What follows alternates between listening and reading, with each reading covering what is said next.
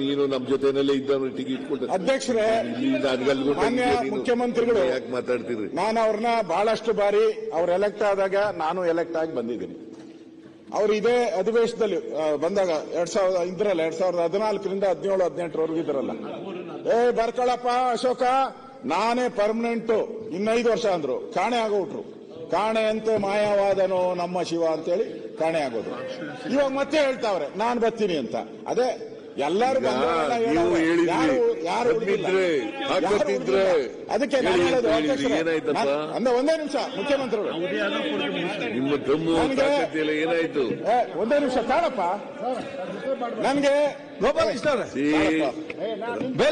ಒಂದೇ ನಿಮಿಷ ಸರ್, ನಮ್ಗೆ ಅವರು ಇನ್ನ 5 ವರ್ಷ ಪೂರೈಸ್ಲಿ ಅಂತಾನೆ ನಾವು ಬಯಸ್ತೀರಿ. ನವೆಂಬರ್ ನಮ್ಗೆ 5 ವರ್ಷ ಇದ್ರೆ ಅದೇ ಪುಣ್ಯ. ನಾನು ಹೇಳೋಂಥದ್ದು ನೆಕ್ಸ್ಟ್ ಬಂದಂತ ಸರ್ಕಾರ ನಾನೇ ಇರ್ತೀನಿ. ನೆಕ್ಸ್ಟ್ ಬಂದಂತ ಸರ್ಕಾರ ನೀವೇ ನೀನ್ ಈ ಕಡೆ ಬಾಪ, ಅವ್ರ ಕರಿಯಲ್ಲಿ ಈ ಕಡೆ ಮಾತಾಡ್ತಾ ಇದ್ದಾನೆ. ನೋಡಿ, ಒಂದು ಸರಿ ನೀವು ದಾರಿ ತಪ್ಪಿದ್ರೆ, ಮಹಾಭಾರತದಲ್ಲಿ ನೀವು ನೋಡಿದಿರ, ಮಹಾಭಾರತದಲ್ಲಿ ಭೀಷ್ಮ ಮೊದಲು ರಾಜ ಆಗ್ಬೇಕಾಯ್ತು, ತಪ್ಪೋಯ್ತು, ಆಮೇಲೆ ಎಲ್ಲ ತಪ್ಪಿತು. ಈಗ ಇವರು ಅತಂತ್ರದ ದಾರಿ ಇಕ್ಕಿದ್ದಾರೆ, ಕವಲು ದಾರಿಗೆ ಇಕ್ಕಿದ್ದಾರೆ. ನಾಳೆ ಇನ್ನೊಂದು ಸರ್ಕಾರ ಬಂದಾಗ ನಿಮ್ಮ ಆಶಯ ಸಮಿತಿ ಇದೆ, ಅಂಬೇಡ್ಕರ್ ಸಮಿತಿ ಇದೆ, ಲ್ಯಾಂಡ್ ಗವರ್ನನ್ಸ್ ಸಮಿತಿ ಇದೆ. ಆ ಸರ್ಕಾರದವ್ರು ಏನ್ ಮಾಡ್ತಾರೆ ಅಂದ್ರೆ, ಇದೆಲ್ಲ ಹೆಂಗ್ ನಡೀತಾ ಇದೆ, ಸರಿಯಾಗಿ ನಡೀತಾ ಇದೆಯಾ ಅಂತ ಅದ್ರ ಮೇಲೆ ಒಂದು ಸಮಿತಿ ಮಾಡಿ ಕೂತಿರ್ಸ್ತಾರೆ. MLA ಕತೆ ಏನು? ಮಾಡಲ್ಲ ಅಂತ ಏನು? ಮಾಡೇ ಮಾಡ್ಬೋದು, ಪ್ರಾವಿಷನ್ ಇದೆ. ಅವಾಗ MLA ಏನ್ ಅವ್ರ ಕತೆ ಏನಾಗ್ತೈತೆ? ನೀವು ತಪ್ಪು ದಾರಿಗೆ ಹೇಳಿದ್ರೆ ಮುಂದೆ ನಿಮ್ಗೆ ರಿವರ್ಸ್ ಆಗುತ್ತೆ. ಇದು ಬರ್ದ್ ಮಾಡ್ಕೊಳ್ಳಿ. ನಮ್ಮ ಶಾಸಕರು ಅಂತ ನೋಡ್ಬೇಡಿ. ಇವತ್ತು ನಾಳೆ ನೀವೇ ಬಂದು ಇಲ್ಲಿ ಅಧಿವೇಶನದಲ್ಲಿ ಕೂತು ನಮ್ಗೆ ಹಿಂಗ್ ಮಾಡಿದ್ರಿ ಅಂದ್ರೆ ನಾವೇನ್ ಹೇಳ್ಬೇಕು? ಅವಾಗ ಯಾರನೇ ಇರ್ಲಿ ಅಧಿಕಾರದಾಗ, ನಾನಿರ್ಬೋದು, ಇನ್ನೊಬ್ರು, ಇದು ಗ್ಯಾರಂಟಿ ಆಗೇ ಆಗ್ತೈತೆ. ನೀವು 1 ಏಟ್ ಹೊಡೆದ್ರೆ ಎದುರುಗಡೆ ಇರೋರು 2 ಏಟ್ ಹೊಡೆದೇ ಹೊಡಿತಾರೆ. ಅದನ್ನ ಅರ್ಥ ಮಾಡ್ಕೊಳ್ಳಿ. ಇಲ್ಲಿ ಶಾಸಕರ ಗೌರವದ ಪ್ರಶ್ನೆ. ಇದು ಇತಿಹಾಸದಲ್ಲಿ ಯಾವ ಮುಖ್ಯಮಂತ್ರಿನೂ ಈ ತರದ ಬದಲಾವಣೆಯನ್ನ ತಂದಿರಲಿಲ್ಲ. ಅವರು ನನ್ಗನ್ಸ್ತತೆ ಮುಖ್ಯಮಂತ್ರಿಗಳು ಇದನ್ನ ಮಾಡಿರಲ್ಲ, ಪಕ್ಕದಲ್ಲಿ ಇದಾರಲ್ಲ, ಅದೇನು ಹೇಳ್ತಾರಲ್ಲ, ಸನ್ಯಾಸಿ ಕೆಟ್ಟ ಅಂತ, ಹಂಗ್ ಕೆಟ್ಟೋಗಿದ್ದಾರೆ ಅವರಷ್ಟೇ. ಹೆಂಗ್ ಕೆಟ್ಟೋಗಿದ್ದಾರೆ. ಇಲ್ಲಿ ನೀವು ಯೋಚನೆ ಮಾಡಿ, ಮುಂದೆ ಅನಾಹುತ ಆಗೋದನ್ನ ತಪ್ಪಿಸಿ. ಇಲ್ಲಿ ನಾವು ಉದ್ದೇಶ ಇರ್ತಕ್ಕಂಥದ್ದು ಸರ್ಕಾರದ ದುಡ್ಡು ಪೋಲಾಗಬಾರ್ದು, ಸರ್ಕಾರದ ದುಡ್ಡು ಟ್ಯಾಕ್ಸ್ ಪೇಯರ್ಸ್ ಹಣ ಉಳಿಬೇಕು. ಅದು DBT ಆಗ್ತಾ ಇದೆ ಎಲ್ಲ ಕಡೆನೂ. ಇವ್ರ ಅವಶ್ಯಕತೆನೇ ಇಲ್ಲ. ದಯವಿಟ್ಟು ಈಗ ಮರುಪರಿಶೀಲನೆ ಮಾಡಬೇಕು ಮುಖ್ಯಮಂತ್ರಿಗಳು. ಆಯ್ತಾ ಅಶ್ವಥ್, ಅವ್ರು ಮಾತಾಡ್ತಾರಲ್ಲ. ಈಗ ಪ್ರತಿಪಕ್ಷ ನಾಯಕರೇ ಒಂದ್ ಸೆಕೆಂಡ್, ಸ್ವಲ್ಪ ಚೆನ್ನಾಗಿ ಮಾಡ್ಲಿಕ್ಕೆ ಅದಕ್ಕೊಂದು ಕಮಿಟಿ ಮಾಡಿ. ಕಾಂಗ್ರೆಸ್ ನೀವೆಲ್ಲ ಸಮಸ್ಯೆ ಅಶ್ವಥ್ ಅವರೇ, ನೀವು ಸಮಸ್ಯೆ ಬಗೆಹರಿಸಲಿಕ್ಕೆ ಸಹಕಾರ ಮಾಡಿ, ಮತ್ತೆ ಮರುಪರಿಶೀಲನೆ ಮಾಡಿ ಅಂತ ಹೇಳಿ. ಅದೇ ನಾನೇನ್ ಹೇಳ್ದೆ ಅಂತ ಹೇಳಿದ್ರೆ, ಮಾನ್ಯ ಮುಖ್ಯಮಂತ್ರಿ ಒಂದು ಸ್ಪಷ್ಟವಾಗಿ ಹೇಳಿದ್ದಾರೆ, ಶಾಸಕರಿಗೆ ಅಗೌರವ ಬರುವಂತದ್ದು ಮತ್ತು ನಾನು ಕಂಪ್ಲೀಟ್ ಮಾಡ್ಲಿಕ್ಕೆ ಅದು ಅವಕಾಶ ಕೊಡಿ. ಇವರೇ ಅಷ್ಟು ತಾಳ್ಮೆ ಆದ್ರೂ ಬೇಕಲ್ಲ. ಶಾಸಕರಿಗೆ ಯಾವುದೇ ಅಗೌರವ ಆಗುವಂತದ್ದು ಮತ್ತು ಶಾಸಕರ ಯಾವುದೇ ಹಕ್ಕು ಮೊಟಕುಗೊಳಿಸುವ ರೀತಿಯಲ್ಲಿ ಸ್ಪಷ್ಟವಾದ ಅವನ ಸಂದೇಶ. ಪ್ರತಿಪಕ್ಷ ನಾಯಕರೇ ಇವಾಗ ಕೇಳಿಲ್ಲಿ ನಿಲ್ಲಿ.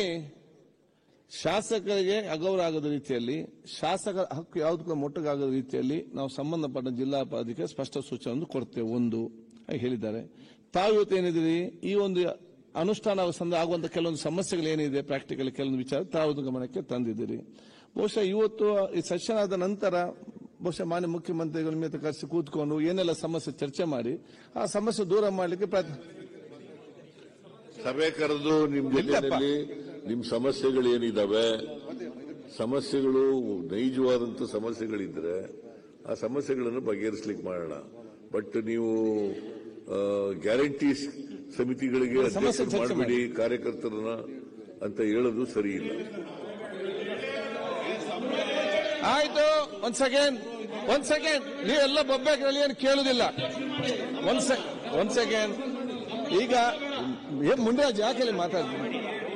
ನೇಮಿರಾಜ್ ನಿಲ್ಲಪ್ಪ. ನೋಡಿ ಇಲ್ಲ ಅಂದ್ರೆ ಮೀಟಿಂಗ್ ಮಾಡಬೇಡಿ ಅಂತ ಹೇಳಿ ಅಷ್ಟೇ. ಆಯ್ತಪ್ಪ, ಕೂತ್ಕೊಳ್ಳಿ ಒಮ್ಮೆ. ರಿವ್ಯೂ ಮಾಡಂಗಿಲ್ಲ ಅಂತ ಹೇಳಿ ಈಗ ಅಷ್ಟು ನೀವು ಒಂದೊಂದು ಹೇಳಿದ್ರೆ ಆಗುದಿಲ್ಲ, ಕೇಳಿ. ಈಗ ನೇಮರಾಜ್ ಅವರೇ, ಈಗ ಮನೆ ಮುಖ್ಯವಾಗಿ ಸ್ಪಷ್ಟವಾಗಿ ಹೇಳಿದ್ದಾರೆ. ಒಂದು, ನಿಮ್ಗೆ ಯಾವ್ದು ಅಗೌರವ ಬದಿತ್ತು ನೋಡ್ಕೋ. ಒಂದು, ಎರಡನೇದು, ಈ ಒಂದು ಸಮಿತಿ ಮುಖಾಂತರ ಶಾಸಕ ಏನೋ ಸಮಸ್ಯೆ ಆಗುದಿದ್ದಲ್ಲಿ ಸೆಷನ್ ಆದ ನಂತರ ನಿಮ್ಮ ಒಂದ್ ಸೆಕೆಂಡ್ ಸನ್ಮಾನ್ಯ ಅಧ್ಯಕ್ಷರೇ ನಿಲ್ಲಿ ಅಲ್ಲ, ಈಗ ಸೆಷನ್ ಆದ ಅಧಿವೇಶನ ಆದ ನಂತರ ನಿಮ್ಮನ್ನೆಲ್ಲ ಕರೆಸಿ ಮಾತಾಡಿಕೊಂಡು ಏನು ಸಮಸ್ಯೆ ಬರ್ತದೆ ನೋಡಿ ಅದನ್ನ ಬಗೆಹರಿಸ ಅಂತ ಹೇಳಿದ್ದಾರೆ. ಹೇಳಿಲ್ಲ ಅವರು. ಸನ್ಮಾನ್ಯ ಅಧ್ಯಕ್ಷರೇ, ಮಾನ್ಯ ಮುಖ್ಯಮಂತ್ರಿಗಳ ಸನ್ಮಾನ್ಯ ಅಧ್ಯಕ್ಷರೇ ಹೇಳಿದನು. ಈಗ ತಾವು ಹೇಳಿದ್ರಿ ಸೆಷನ್ ಅಧಿವೇಶನ ಆದ ನಂತರ ನಿಮ್ಮನ್ನು ಕರೆದು ನಾನು ಮಾತಾಡಿಸಿ ಬಗೆಹರಿಸಂತ ಕರೆದು ಮಾತಾಡ್ತೀನಿ. ದಯವಿಟ್ಟು ತಾವು ಆಸನಕ್ಕೆ ಹೋಗ್ಬೇಕಾಗಿರ್ತದೆ. ಕೆಪಿಎಸ್ ಮುಖಾಂತರ ಆಯ್ತು, ಓಕೆ. ನೋಡಿ ಸನ್ಮಾನ್ಯ ಅಧ್ಯಕ್ಷರೇ, ಅಧಿಕಾರ ಅಲ್ಲ, ಅಧಿಕಾರ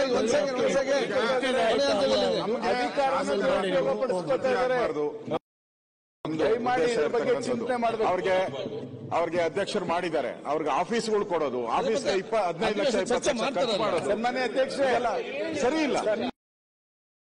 ನಾನು ಇವತ್ತು ಮತ್ತೆ ಸ್ಪಷ್ಟಪಡಿಸ್ತೇನೆ, ಇವರ ಹಕ್ಕು ಚ್ಯುತಿಯಾಗದ ರೀತಿ ನೋಡ್ಕೊಳ್ಳೋದು, ಮತ್ತೆ ಇವರಿಗೆ ಅಗೌರವ ಆಗದ ರೀತಿ ನೋಡ್ಕೊಳ್ತಕ್ಕಂಥದ್ದನ್ನ I will assure them. Okay. ಈಗ ಪ್ರಶ್ನೋತ್ತರ ಮತ್ತು ಕಾಲಿಂಗ್ ಅಟೆನ್ಷನ್ ಕೂಡ ಇವತ್ತು ತೆಗಲಿಕ್ಕಿದೆ. ಎಲ್ಲ ಶಾಸಕರು ಎಲ್ಲಿ ಹೋಗಬೇಡಿಲ್ಲ, ಕೂತ್ಕೊಳ್ಳಿ. ಎರಡನೇದು, ಪ್ರಮುಖವಾಗಿ ಇವತ್ತು ಕೆಪಿಎಸ್ಸಿ ವಿಚಾರ ಸಂಬಂಧಪಟ್ಟಾಗೆ ಮನೆ ಪ್ರತಿಪಕ್ಷ ನಾಯಕರು ಮತ್ತು ಸದಸ್ಯ ಭಾರತ ಜನ ಮಾತಾಡಿದ್ದಾರೆ. ಸರ್ಕಾರ ಪರವಾಗಿ ಮಾನ್ಯ ಮುಖ್ಯಮಂತ್ರಿಗಳು ಅದಕ್ಕೆ ಮಂಜು ಅವರೇ ಸಾಕಾಗ್ಲಿಲ್ಲ, ಉತ್ತರ ಕೊಡ್ತಾರೆ. ನಮ್ಮ ರಾಜ್ಯಪಾಲರ ವಂದನಾ ಭಾಷಣದ ನಿರ್ಣಯಕ್ಕೆ ಸಂಬಂಧಪಟ್ಟಾಗೆ ನಾಳೆ ಮಾನ್ಯ ಮುಖ್ಯ ಉತ್ತರ ಕೊಡ್ಲಿಕ್ಕಿದ್ದಾರೆ. ಇವತ್ತು ಉತ್ತರ ಕೊಡ ಕೆಪಿಎಸ್. ಮಾನ್ಯ ಸಭಾಧ್ಯಕ್ಷರೇ,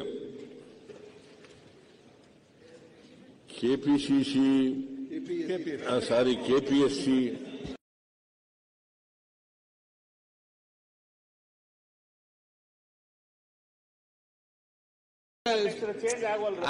ಬೆಲ್ಲ ಪ್ರತಿಯೊಂದು ಅಕ್ಷರಕ್ಕೆ ಕೂಡ ನೀವು ನಿಂತು ಚರ್ಚೆ ಮಾಡಿದ್ರೆ ಹೇಗೆ ಆಗ್ತದೆ? ಆಗ್ತದೆ, ಎಕ್ಸಾಮಿನೇಷನ್ ಅಲ್ಲಲ್ಲ ಇದು. ಆಯ್ತಪ್ಪ, ನೀನು ಹಳೆ ನನ್ನ ಎಲ್ಲ ಶಿಷ್ಯ ಅಲ್ಲಪ್ಪ.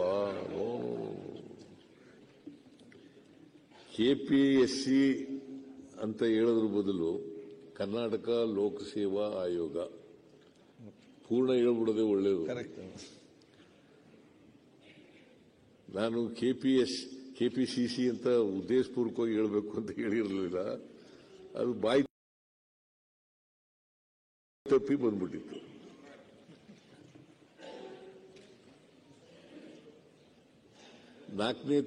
ಈ ತಿಂಗಳು 4ನೇ ತಾರೀಕು